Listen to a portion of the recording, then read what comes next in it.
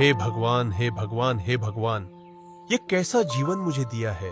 आपने इतनी गरीबी और इतना अकेलापन कि पूरे दिन भर काम करके भी मैं इतना नहीं कमा पाता कि 3 समय का भोजन कर पाऊं। ऊपर से मेरी गरीबी देखकर तो कोई बाप अपनी लड़की मेरे हाथ में ना दे। अरे क्यों देगा कोई? इतनी गरीबी है क्या? मैंने अपने पिछले जन्म में इतने बुरे काम किए हैं भगवान कि मेरे नसीब में सिर्फ अकेला रहना और भूखा रहना ही लिखा है। लकड़हारा अपने जीवन को और किस्मत को बहुत ही कोसता है और लकड़ियों को देने अपने मालिक के पास चला जाता है। क्या बात है लकड़हारे, मुझे तुझसे यही उम्मीद थी। वैसे तो तू किसी काम का है नहीं, ऊपर से गरीब और फटीचर है। तुझे कोई काम पर रखना तो चाहता नहीं है, पर हां, तू यह लकड़ियां लाने का काम तो बखूबी करता है। मेरे उम्मीद से भी अच्छा काम करता है, इसीलिए आज मैं काफी खुश हूं। ये ले 5 तांबे के सिक्के रख और दफा हो जा यहां से। और हां, कल लकड़ियां चाहिए, मुझे समय पर दे जाना, ठीक है? चल जा। जी मालिक। अरे भाई, ये क्या?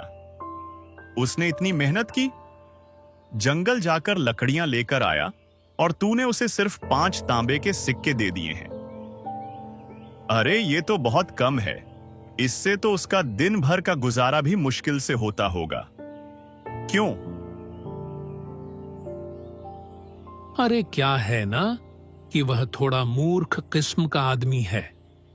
उसे पता ही नहीं है कि किस काम के कितने पैसे मिलते हैं और कितने नहीं। और दुनिया का नियम है भैया, मूर्ख और कमजोरों को तो शुरू से ही दबाया जाता है। और फिर मैं अपना फायदा देखूं कि इन जैसे मूर्खों का है। अरे वो सब तो ठीक है कि तूने इसे ठग लिया क्योंकि यह मूर्ख है, लेकिन क्या इसके परिवार वाले भी मूर्ख हैं जो कुछ नहीं कहते इसे?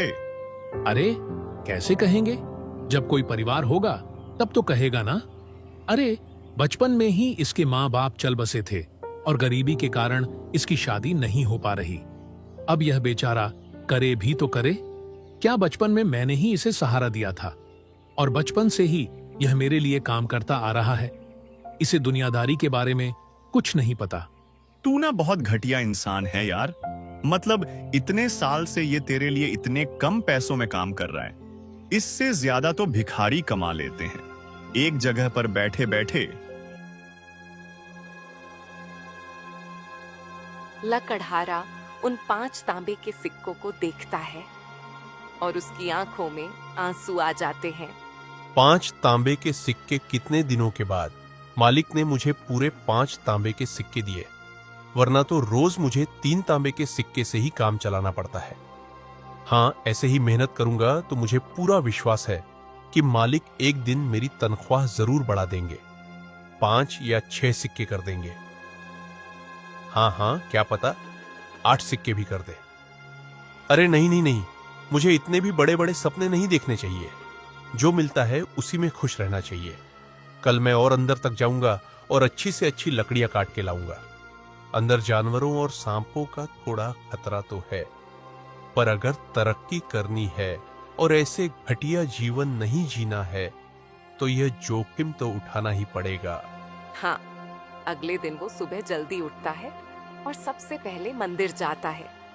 ओम हे भगवान, मैं आपकी रोज पूजा करता हूँ, रोज आपके सामने अपनी समस्या लेकर आता हूँ। कभी तो मेरी बात सुन लिया करो ना भगवान, क्योंकि मुझे ज्यादा कुछ नहीं चाहिए, बस इतना ही तो कह रहा हूं ना। मेरी तनख्वाह बढ़ा दीजिए और एक अच्छी सी जीवन संगनी दिला दीजिए, बस फिर मैं आपसे कुछ नहीं मांगूंगा। पक्का पक्का वादा है मेरा, बस मेरी यह विनती सुन लीजिए भगवान। अरे बेटा, आज तुम जल्दी आ गए, क्या बात है? कुछ खास है क्या? ये लो प्रसाद, लो और फिर बताओ क्या बात है। जी, प्रसाद के लिए धन्यवाद पंडित जी। आज ना मैंने सोचा है कि मैं जंगल के काफी अंदर जाऊंगा लकड़ियां लेने के लिए, क्योंकि जंगल के अंदर ना थोड़े अच्छे किस्म की लकड़ियां मिलती। पंडित जी, अगर मैं उन लकड़ियों को काट कर लाऊंगा तो मालिक खुश हो जाएंगे। क्या पता वो मेरी तनख्वाह बढ़ा दे। अरे, तनख्वाह ना भी बढ़ाएं तो कम से कम इनाम तो दे ही देंगे ना, अच्छी लकड़ियां देखकर। हाँ। जंगल के अंदर? नहीं नहीं बेटा, जंगल के अंदर मत जाओ। वहां खतरा है, जंगली जानवर और जहरीले सांपों से भरा है। वो अगर तुम जिंदा ही नहीं लौटोगे तो फिर पैसों का क्या करोगे? ओहो, परंतु पंडित जी, मैं आखिर जिंदा रहकर भी क्या करूंगा? ऐसी जिंदगी से तो अच्छा है कि मैं मर ही जाऊं। मैंने पहले भी जंगल के अंदर जाने की सोची थी, पर कभी हिम्मत नहीं हुई। पर आज मेरे अंदर का शेर जाग गया है। मैंने फैसला कर लिया है, या तो मैं अच्छी जिंदगी जीऊंगा या मैं जीऊंगा ही नहीं, और मैं ऐसी जिंदगी नहीं जी सकता। पंडित जी, मैं परेशान हो गया हूं, सही बता रहा हूं। अब या तो भगवान को मेरी सुननी पड़ेगी या मैं खुद ही भगवान के पास चला जाऊंगा। हाँ, मुझे पता है बेटा कि तुमने अपने जीवन में बहुत दुख देखे हैं। अगर तुम्हारी जगह कोई होता तो उसने अब तक तो हार मान ली होती। पर बेटा, अगर तू जंगल के अंदर जा ही रहा है तो एक बार मां के मंदिर जाकर जरूर आना। मैंने सुना है कि जंगल के अंदर मां का एक मंदिर है। लोग कहते हैं कि जिसने भी मां के दर्शन किए वो कभी खाली हाथ नहीं लौटा, उसकी इच्छा अवश्य पूरी होती है। इसलिए सिर्फ एक बार उस मंदिर के अंदर जाना और सच्चे दिल से अपनी इच्छा मांगना, तुम्हारी इच्छा भी जरूर पूरी होगी। देख लेना बेटा। जी पंडित जी, जैसा आप कहें, मैं मंदिर के अंदर भी जरूर जाऊंगा। ऐसा कहते ही लकड़हारा जंगल की ओर निकल जाता है। हो, डर तो लग रहा है, पर यही मौका है कुछ कर दिखाने का। बस एक बार अच्छे किस्म की लकड़ी मिल जाए, फिर जल्द से जल्द निकल आऊंगा। हाँ। लकड़हारा को थोड़ा डर लग रहा था, लेकिन बचपन से ही वो जंगलों के अंदर काम करने की वजह से उसका अनुभव काफी बढ़ गया था। इसीलिए जंगल के अंदर जाने में उसे उतनी दिक्कत नहीं हो रही थी। वो इस बात का काफी ध्यान रख रहा था कि कहीं कोई जंगली जानवर ना देख ले। जंगल के अंदर चलते चलते उसे अचानक से ही माँ का मंदिर मिल जाता है, जो पूरी तरह से वीरान पड़ा था। अरे बाप, ये क्या? ये माँ का मंदिर तो पूरा खंडहर लग रहा है, और यहाँ इतनी सारी ये जाली क्यों लटक रही है? ओ, लगता है कि इन जंगली जानवरों और जहरीले सांपों की वजह से यहाँ कोई आता जाता नहीं है। मुझे माँ का आशीर्वाद लेने से पहले मंदिर को साफ कर देना चाहिए। क्या पता खुश होकर माँ मेरी मनोकामना सच में पूरी कर दे। उसके बाद लकड़हारा माँ के मंदिर को साफ करने लग गया। ओम हे माता, आपको तो मेरे बारे में सब कुछ पहले से ही पता होगा, फिर भी मैं आपको बता देता हूँ, मैं बहुत ही गरीब हूँ। इतनी मेहनत करने के बाद भी मुझे 2 समय का खाना भी ठीक से नहीं मिलता। कभी कभी तो मुझे भूखा ही रहना पड़ता है। मेरी गरीबी के कारण मेरी शादी नहीं हुई, और अब तो मुझे कोई उम्मीद भी नहीं है। धीरे धीरे मेरी जीने की इच्छा भी खत्म होती जा रही है। अब आप ही मेरी मदद कीजिए माँ, आप ही मेरी आखिरी उम्मीद है। मुझे पूरी उम्मीद है कि जब मैं यहाँ से अच्छी किस्म की लकड़ियां लेकर जाऊंगा तो मुझे इसकी अच्छी कीमत मिलेगी, और फिर मैं रोज यहाँ लकड़ियां लेने आया करूंगा, ताकि मैं अपनी गरीबी से थोड़ा बाहर आ सकूं। और जब मैं लकड़ियां लेने आऊंगा ना माँ, तो मैं आपके मंदिर भी जरूर आऊंगा, और रोज यहाँ की सफाई भी करूंगा और आपकी पूजा भी करूंगा। बस आप ना मेरे ऊपर अपना आशीर्वाद बनाए रखना माँ। जय माता दी। ऐसा कहते ही लकड़हारा मंदिर से निकलने के बाद लकड़ियां काटने लगा, और जब उसका लकड़ी काटने का काम पूरा हुआ तो वो अपने मालिक के पास पहुंचा। हाँ मालिक, मैं जंगल के आज ना बहुत अंदर तक गया और आपके लिए उच्च किस्म की लकड़ियां लेकर आया हूं। तो मालिक, क्या आप इसके लिए मुझे ज्यादा सिक्के दे सकते हैं ना? अरे वाह वाह वाह वाह वाह, तुमने तो भाई कमाल कर दिया लकड़हारे। जंगल के अंदर तो बड़े से बड़ा लकड़हारा भी जाने से डरता है, पर वाह, तुमने तो आज मेरा दिल खुश कर दिया। और इसीलिए मैं तुम्हें पूरे 3 नहीं 4 नहीं, 5 नहीं, बल्कि पूरे 8 तांबे के सिक्के दूंगा। हाँ, 8 तांबे के सिक्के। क्या आप सच कह रहे हैं मालिक? क्या आप सच में मुझे इतने सारे पैसे देंगे? मुझे तो विश्वास नहीं हो रहा। आपका बहुत बहुत धन्यवाद मालिक। मैं आपको रोज जंगल के अंदर से ऐसी और लकड़ियां लाकर दूंगा। आप उसके भी 8 तांबे के सिक्के देंगे ना मालिक? अरे हाँ हाँ लकड़हारे, क्यों नहीं। अरे तू भी क्या याद करेगा कि किस दिलदार मालिक से तेरा पाला पड़ा है। उन दोनों की बात सुनते ही वहाँ खड़े सारे लोग हंसने लगे और मजाक उड़ाने लगे। मालिक, ये सब लोग हंस क्यों रहे हैं? यहाँ कोई हास्य प्रहास चल रहा है क्या? अरे तुम इन सब बातों पर ध्यान मत दो। देखो लकड़हारे, यह सब थोड़े पागल किस्म के लोग हैं, सबका मजाक उड़ाते रहते हैं। तुम बस अपना काम करो और रोज जंगल से मुझे अच्छे किस्म की लकड़ियां लाकर दे दो। फिर देखना, एक दिन तू भी बहुत पैसे कमाने लगोगे। हाँ जी मालिक, जैसा आप कहें। मैं रोज आपके लिए लकड़ियां लाता रहूंगा, आपके इस उपकार के लिए। धन्यवाद मालिक, धन्यवाद धन्यवाद। लकड़हारा वहाँ से जाने लगा। तभी रास्ते में उसे एक व्यापारी मिलने आता है। ए भैया, ए सुनो सुनो, ये बताओ, क्या तुमने अभी अभी जो लकड़ियां बेची हैं वो सिर्फ 8 तांबे में बेच दी? क्या वो सच में तुम जंगल के अंदर से लाए थे हैं? जी हाँ, पर क्यों, मैंने कुछ गलत कर दिया क्या? अरे गलत क्या कहूं मैं, तुमने कितनी बड़ी गलती की है तुम्हें पता भी है।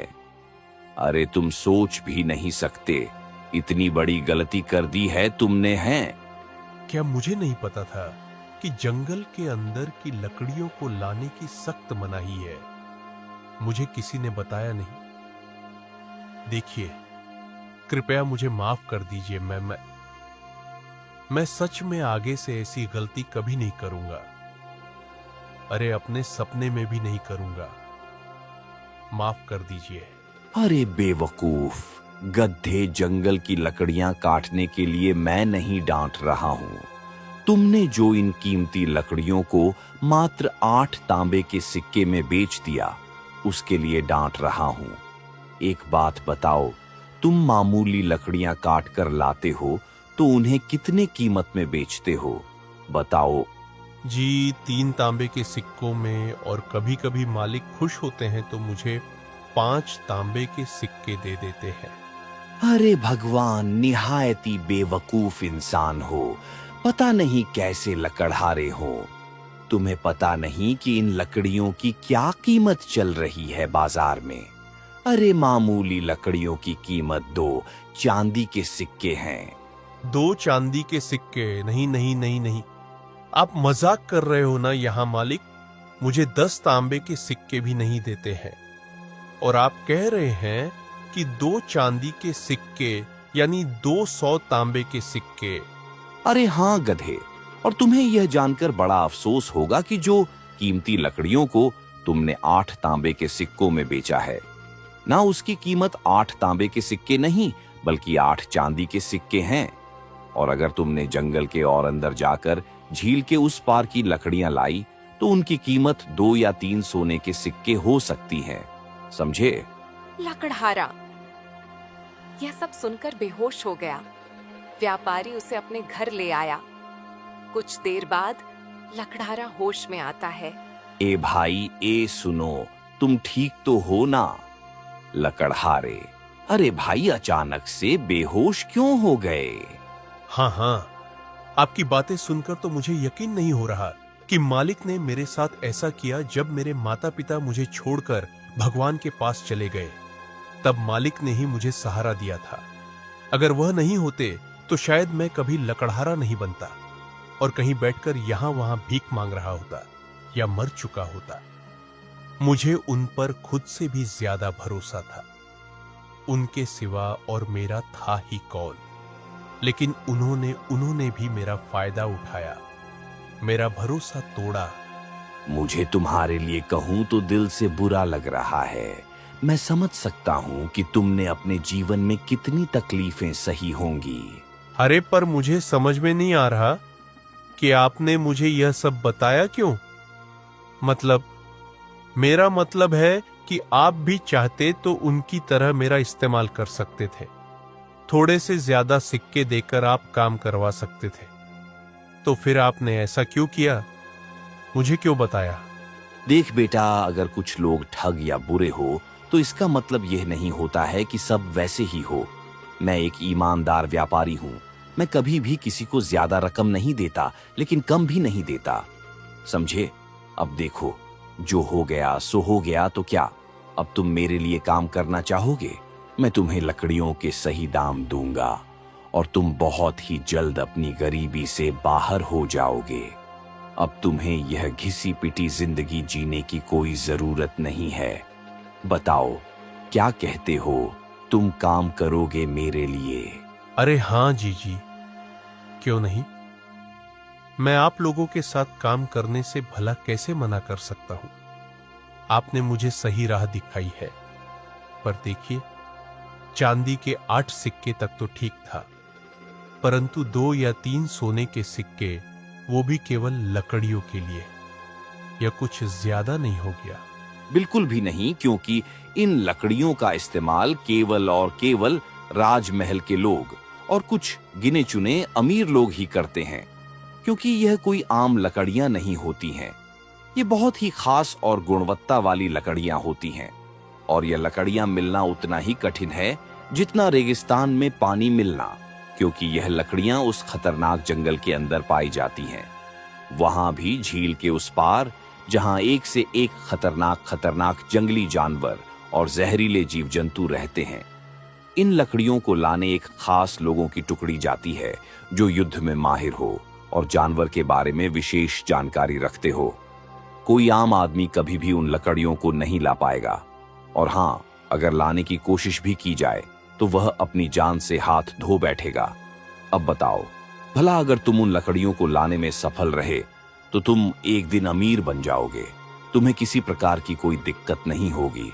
लेकिन हाँ, मेरी सलाह मानो तो झील के उस पार कभी जाने के बारे में सोचना भी नहीं। हाँ हाँ हाँ हाँ, मैं समझ गया व्यापारी जी। आपके लिए कल मैं जंगल के अंदर से 8 चांदी के सिक्के वाली लकड़ियां लाकर दे दूंगा।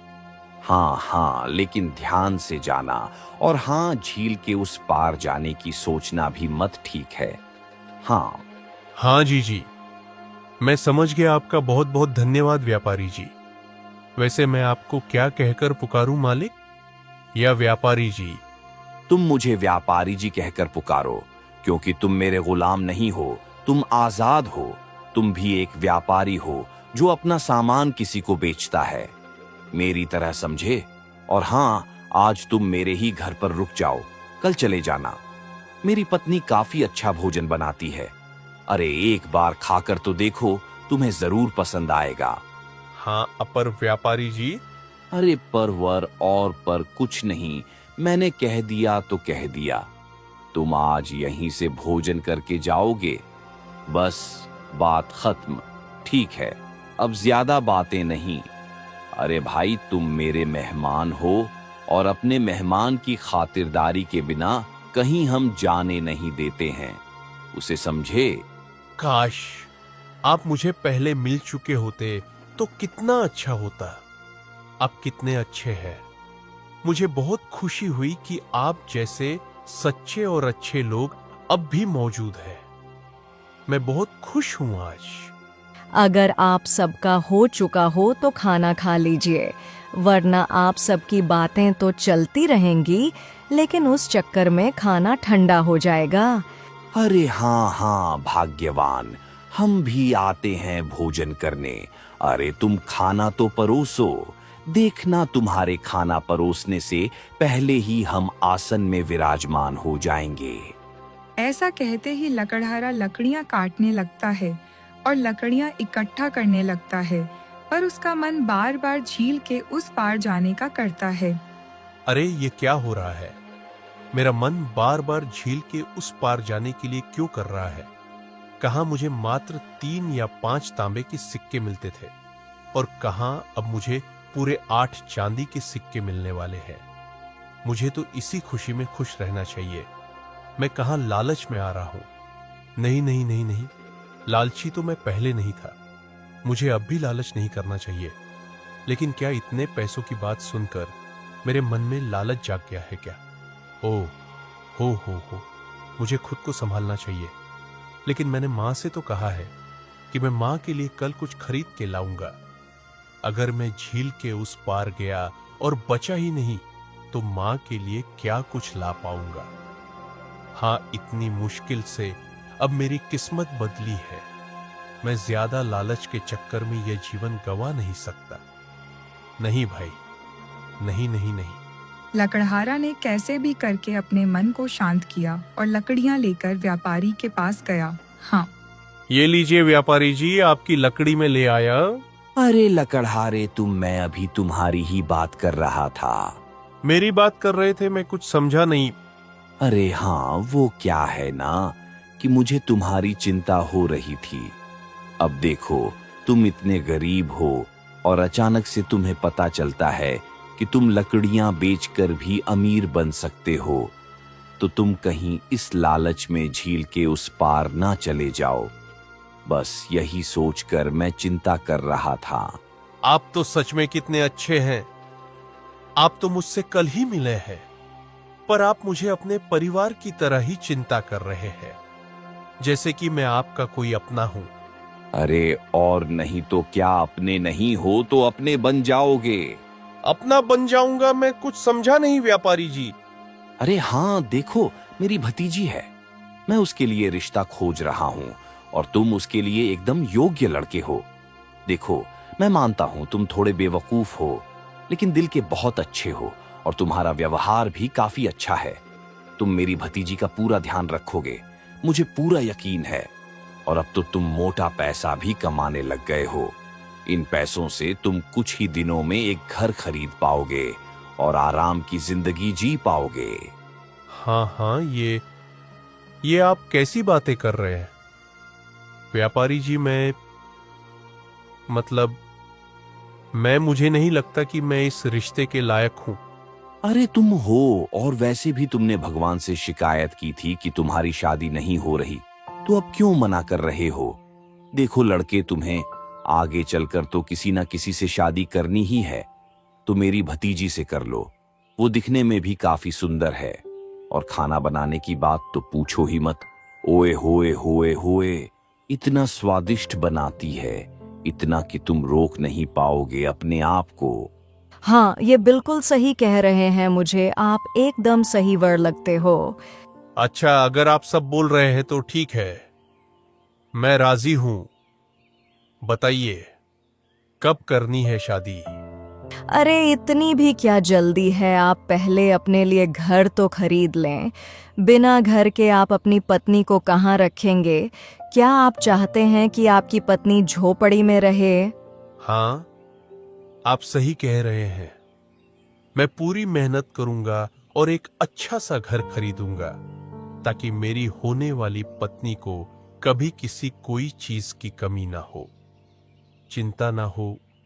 मुझे पता था कि आप मेरी भतीजी के लिए एकदम उत्तम वर हैं। मुझे आपसे यही उम्मीद थी। अरे आइए आइए, हम रिश्तेदार बनने वाले हैं, गले लगिए, आइए।